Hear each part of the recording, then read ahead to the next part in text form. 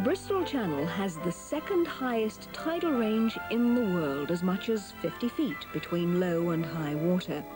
So when the tide goes out, it does go out a very long way.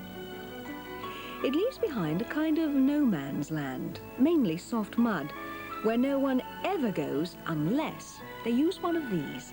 It's a mud horse, and here on the shore at Stolford, Brendan Selleck earns his living with it. He's a shrimp fisherman, and he's following in the very muddy footsteps of 3 generations of his family. Yes, that's right. And of course, they were doing it generations before that, now I understand, with the old primitive, the way we're doing it now, with the mud horse or sledge. And what about your own family? Is it going to carry on? As long as there's a living there, I think one of them will carry it on all right. But it all depends if the living's there, which always has been. Hard-working one and a bit muddy, but I think they'll always carry on doing it. I mean, there have to be easier ways of earning your money, don't Oh, earning not your that. living? Not that, yeah. But I've never known any... I've always done it and enjoyed it, and there you are. I'm a bit too old now to change, I think. Well, I can imagine your great-grandfather, even your grandfather, using the mud horse or the sled. But yourself? I mean, we're in the 20th century now, Brenda. Yeah. Why isn't there something a bit more mechanised and modern? Well, that's true. We'd like to have something else, but we've tried, we've looked into it, but we've come back always on the old sledge. It's just a primitive tool, but it's very effective and efficient. Is there a trick, a skill to actually keeping this thing going and not sinking up to your knees in the mud? Not really. It might be a bit difficult the first time, but you'll soon get used to it. Just push, just paddle along like you're swimming, and off you go. Okay. If you just lie on it like this, and away we go. Just like that? Yes, right, yes. All right. Well, this has to be the most unusual and messy journey I've ever undertaken. It's actually not easy to control the mud horse, especially if there's a bit of wind about, as there is today. The sacking that'll hold the catch on the way back acts like a spinnaker on the way out. I don't think I'm very good at steering this.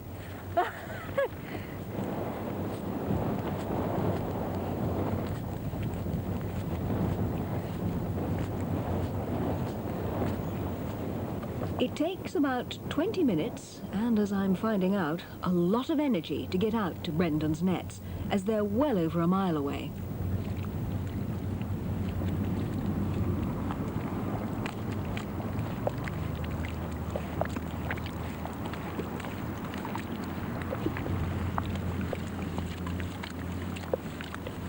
As you go further out, the mud gets wetter, deeper, and softer, and the going gets harder.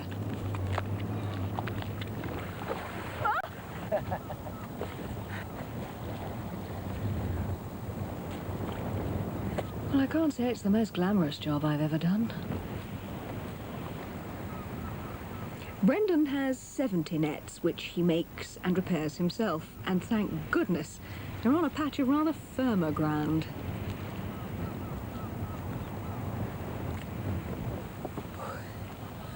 I'm exhausted. You are, I bet you are. You must be incredibly fit. Yeah.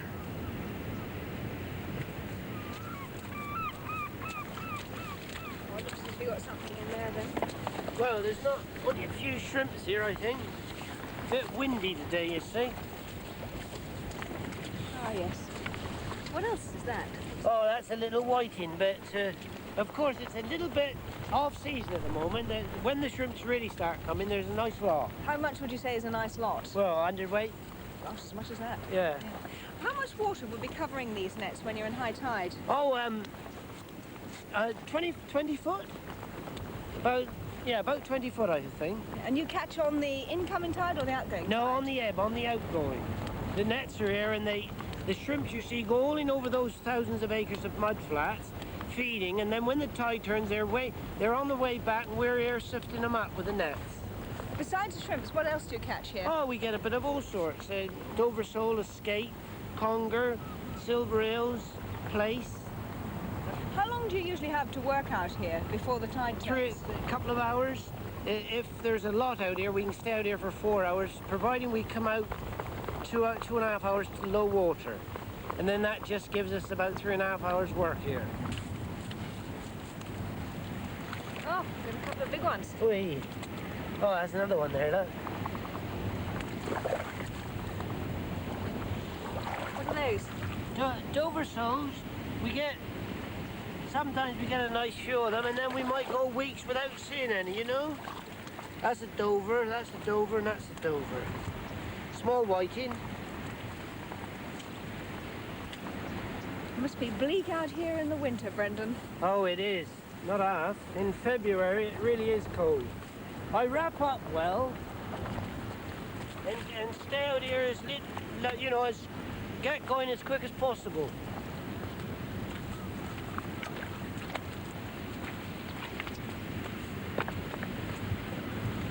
Keeping an eye on the tide. Yeah. It isn't just a race against the tide. The sooner Brendan finishes emptying the nets, the sooner he can cook his catch, and the better the shrimps will be to eat. When they're brought back to the fish house, they're washed thoroughly in cold water and then cooked for 2 or 3 minutes in lightly salted boiling water. And that's the way it's always been done.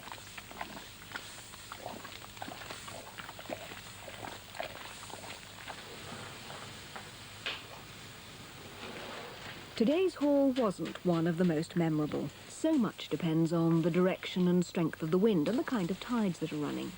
But what there is looks most appetising. It's not surprising that Brendan has no problem selling everything he can catch.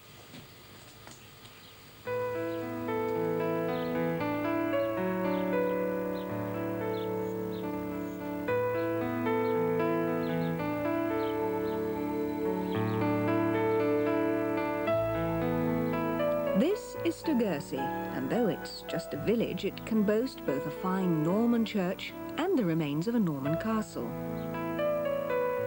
It was once a thriving town, and what's left of a medieval market cross still proclaims its former status.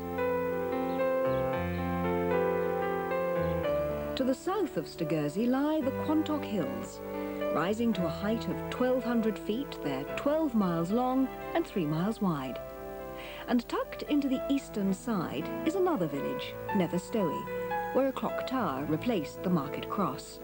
This was another town that failed. And yet there's a rather busier feel to it, and it does have one feature that somehow you always hope to find in an English village: a smithy.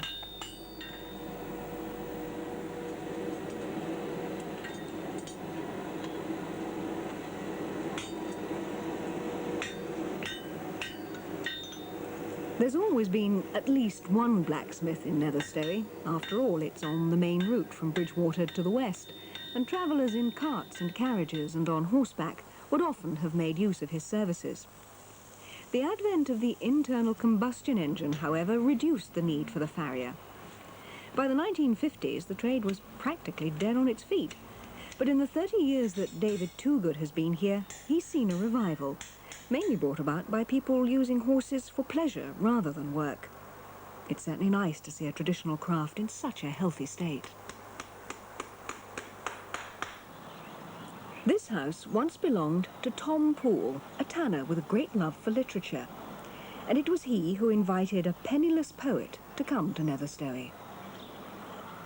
The poet's most famous work is commemorated here in no uncertain manner. The poet himself is remembered in a building on the other side of the street. The poet was Samuel Taylor Coleridge, and he, his wife Sarah, and their young baby son came to live in this little cottage that was leased for them by Poole. They arrived here on New Year's Eve of 1796 and lived here as a family for about 2 years. For a very short period in its life, this little house was a public house, and in fact the inn sign is still up there, though now it has Coleridge's portrait painted on it. If you go inside, you can find a room devoted to the poet's memory. And the National Trust, who own the cottage, have managed to recreate something of the atmosphere that it would have had in his time. Amongst the personal mementos, there's a letter written to his brother, in which he complains of ill health and informs him that he started taking laudanum, a form of opium, to ease the pain. It led to a lifelong addiction. On the whole, Coleridge was happy here, and when he wasn't feeding the pigs or tending his vegetable garden, he wrote, using his Buell inkstand, his most treasured possession, and he produced all the poetry on which his reputation rests today. But there was one poem, a very lengthy one, that stands above them all, and that's The Rime of the Ancient Mariner. This was a chilling tale of the supernatural, told by an old sea dog to one of the guests at a wedding reception. A nightmarish saga, it concerned a voyage that came to be dogged by misfortune after the mariner himself had taken up a crossbow and shot an albatross. It was an important milestone in English romantic poetry and included many phrases that are still commonly quoted, like a painted ship upon a painted ocean. And then there's that most famous, though most misquoted line of all, water, water everywhere, nor any drop to drink. It was their friendship with Coleridge, as well as the attractiveness of the area, that persuaded William Wordsworth and his sister Dorothy to take a lease on this house, Alfoxden Park, near the neighbouring village of Holford, and they stayed here for a year. They would have stayed longer, but the owners of the house wouldn't renew the lease, and there's a curious reason why. The Wordsworths, Coleridge and other literary companions liked to go for walks up in the hills, sometimes even at night, and they frequently discussed the recent French Revolution, which they strongly approved of. Well, as we were at war with France, local people suspected they were spies. The owners of Alfoxden Park certainly believed it and gave them notice to quit, so they left and moved up to the Lake District. In case you're wondering what's going on here, they're picking a fruit that flourishes on these hills. It's the whortleberry, and it makes lovely jam and pies. But it's not all sweetness and light on the Quantocks. There's one story concerning a murder that has a rather gruesome twist in the tale. It was at this spot that John Walford, a local charcoal burner, struck his wife and killed her, then in a panic tried to hide her body in a ditch. But of course it wasn't long before it was discovered, so he was arrested, tried and condemned to be hanged here at the scene of his crime. And 3,000 people turned up to watch. But to complete the terms of his sentence, after the hanging, his body was put into a cage, which too was suspended from the gibbet and left there for a year. Well, obviously the whole episode had a tremendous effect on Quantock folk, because ever since, this whole area has been known as Walford's Gibbet.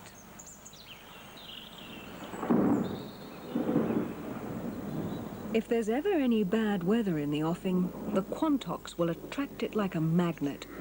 And as conditions can deteriorate pretty rapidly, it's worth being prepared.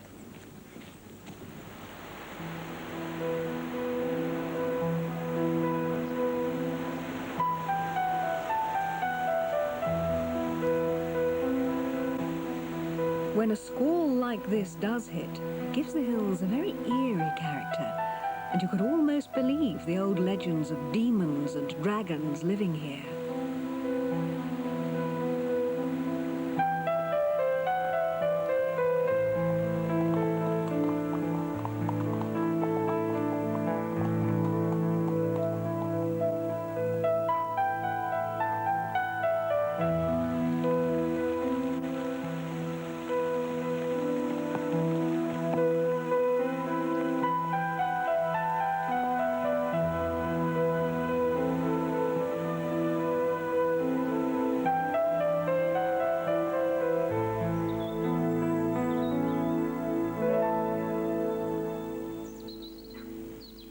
Communities tend to shun the higher hills of the Quantocks, but a number of little villages are dotted around the foothills. None of them has achieved the notoriety of this one, Spaxton. Until 1846, this was just a quiet place, minding its own business and going about its daily round. But in that year, this peaceful existence was rudely interrupted. Right next door to the Lamb Inn, a group of labourers arrived and started to build a collection of properties. There was a large house, some cottages, some stables and so on. And then they put up a high wall to completely hide the complex from public gaze. Well, eventually a group of very respectable-looking people arrived and shut themselves away inside, away from the world. And anyone who tried to go in uninvited, was seen off by a couple of bloodhounds. What went on inside was a complete mystery to the villagers, but what they did discover was that the place was called Agapemone, which is Greek for abode of love, and that the community in here, which could have been anything from 60 to 200 people at any one time, was in fact a religious sect. It was founded by Henry James Prince, an unfrocked clergyman who claimed that he was the Messiah. Here he's surrounded by some of the saints he appointed. When he died in 1899, his place was taken by another Messiah, Hugh Smith Pigott, whose own divine rule ended with his death in 1927. The Agapemone was maintained by funds handed over by the devoted acolytes. These were mostly female, and it's generally surmised that they provided the messiahs with services other than the purely financial or spiritual. Indeed, one or two scandals did come to light, and many a newspaper man tried to climb over the wall and discover exactly what was going on here. But no one ever really found out. Bert Harris used to be allowed in to do repair work, and he met Smith Pigott on a number of occasions. But he recalls one particular story that hit the headlines when Prince was God. The famous case, of course, was the £18,000 which he obtained in one day from the three Nottage sisters by marrying them off to his disciples. And one of the Nottage girls, of course, was imprisoned in one of the cottages behind us here. Here. Yes, and she was imprisoned here by Prince because she disagreed with some of the things that went on. And her brother came down from London with a friend one night. Don't forget, this is in the days of coach and horses. And she was released from the cottage, taken back to London. And to keep her away from Prince, her brother had her certified and put into an asylum. But Prince, of course, was very influential and quite a powerful man. And he eventually managed to get her taken out and brought back here, and she lived the rest of her life and actually died at the Agapemone. You actually knew Smith Pigott, didn't you? Was he particularly special and mesmeric in any way? Well, he was certainly a remarkable man. When one spoke to him or had a conversation with him and he looked at you, one felt that he wasn't looking at you, but that he was in fact looking right through you. And he was certainly quite a remarkable man. After Smith Pigott's death, the community carried on a kind of existence for another 30 years. Then the property was sold and the developers moved in.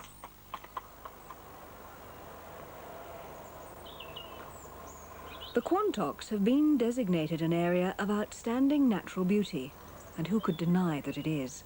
It's a glorious mixture of wooded combes and high open heathland, and for centuries it's provided the perfect habitat for the wild red deer. Today it's estimated that there are 500 or 600 of them roaming free on the hills. But recently they've become the focus of a great deal of controversy, the question being, should they be hunted or not? The pro-hunting lobby claim that hunting is the most efficient and humane method of culling deer, as the animal is shot at close quarters at the end of the chase. They say stalking the deer in order to shoot them, as is done elsewhere, often results in just wounding the animal. The anti-hunting lobby say it can't be humane to hunt an animal until it's exhausted before killing it. That deer cause damage to crops and trees isn't denied, and the hunters claim they disperse the deer so that large herds don't do a lot of damage in any one place. They also say it's a tradition that should be continued, and that a ban would leave a lot of people without a job. The anti-hunters say large herds only form in the hunting season when they're being threatened by the huntsman, and tradition and unemployment have no bearing on the morality of hunting. The League Against Cruel Sports has commissioned opinion polls which indicate that most people disapprove of stag hunting. John Hicks manages the sanctuary set up by the League to protect the deer, while Rowley Ford, joint master of the Quantock stag hunt, firmly believes in the merits of his case. It is the only way of controlling the deer on the Quantocks. This has been discussed many times, and as you can see from the terrain we've got here, it's physically impossible to stalk the deer like they do on the Scottish Highlands. You've got so much woodland, you've got so many people about all the time that that is out. We hunt in a controlled manner. It's a proved way of culling the deer. We've been doing it on the Quantocks practically all of this century, and I think for the herd of deer we've got here now, it's proved its point. John, what are your arguments against hunting here? For a start, it has got nothing to do with deer control. And to say that deer cannot be controlled up here in the traditional manner of a stalker with a high-powered rifle is nonsense, because fallow deer are already controlled up here by that method. And indeed, large numbers of deer are already shot on the Quantock Hills. So that argument just doesn't stand up. The whole idea of hunting is purely entertainment and nothing else. Can I ask you, really, how in the 20th century an organisation like yours can say that actually killing an animal for fun is sport? You say killing an animal for fun. I would dispute that. I don't think one goes hunting just to have the fun of killing the animal. It's the fun of the chase. The animals have got to be killed. John Hicks would agree that. And if we don't kill, we can have a very good day's hunting without actually killing the deer. Does it bother you that 4 people out of 5 in your area where you hunt are against what you do? I find it incredible, actually, but we've heard these opinion polls before, but as far as we're concerned here on the Quantocks, there are more and more people coming out every year. We're getting more and more support, and it's just going from increasing in popularity all the time. How can you say that when the village just across from the hills here, Holford, voted only a few years ago largely against stag hunting? 96 were against, to only 36 in favour. As far as the village of Holford is concerned, that is occupied by people who have come down here from the cities, who through lack of knowledge of what actually happens in a stag hunt, if they read the media, if they read the press and followed the media, I think I should be anti-hunting. The facts are distorted considerably, and after a hunt, John's job is, and let's face it, he's got a job of work to do. He goes around and finds out what has happened, goes around taking statements, and then gets the press to go along afterwards. Come along, Rowley. That is perfectly true. That does happen. That is not the case in Holford. The majority of people are local people. And to say that we distort the facts, how can we distort the facts when if a deer is chased out to sea, it's chased out to sea. We haven't chased it out there. If a deer is chased onto the roof of a building, we haven't chased it there. All we have done is report the facts. Really, if you say that you enjoy the hunt for the chase and the thrill of that side of the sport, why can't you drag hunt, that is, following a scent laid by man? It's a case of putting your wits against that of the animal. And people say when you're here in this country, how do you manage once you start hunting a deer to lose it? Believe you me, it's very, very easy, too easy to lose a deer on the hills. Well, we believe that drag hunting is the answer. The hunts would get far more support if they took up drag hunting. Where it has been tried, it's been a major success. But if there were drag hunting here, it would be the lack of deer on the Quantocks. The deer would disappear. The farmers would not tolerate the deer if they couldn't have the enjoyment of a hunt. Well, the arguments will continue to rage backwards and forwards, but let's hope that these noble creatures end up the winners.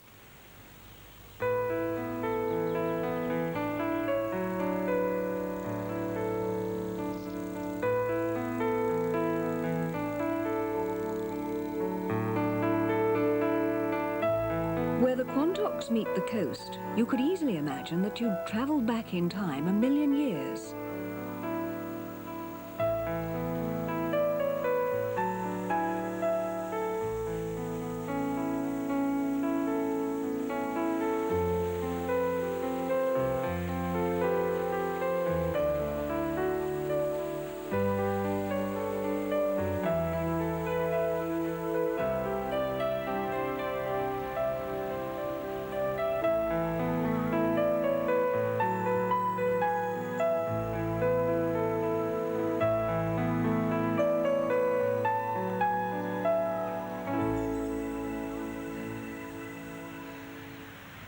On the beach at Kilve, a sport called glatting used to take place. These old photographs show how dogs were used to catch conger eels that had been left stranded in rock pools when there'd been a particularly high tide.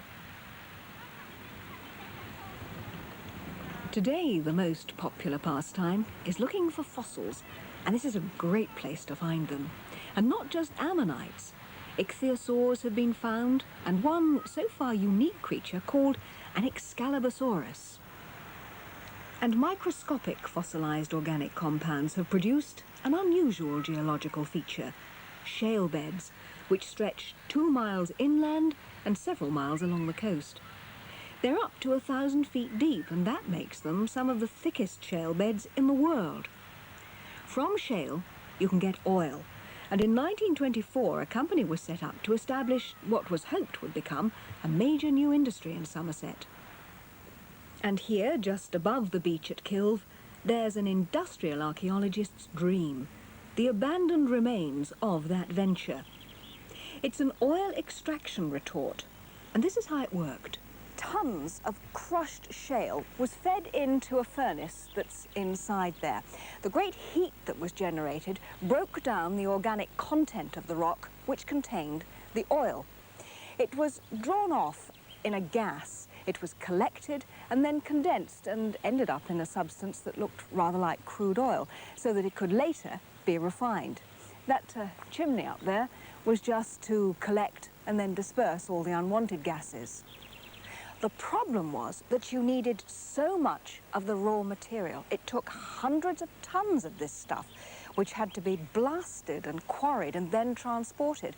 And at the other end of the process, there were huge slag heaps, waste deposits that had to be disposed of. Quite frankly, it was just too uneconomical. But in the present financial climate, who knows? Wouldn't take much, and it could be Dallas all over again.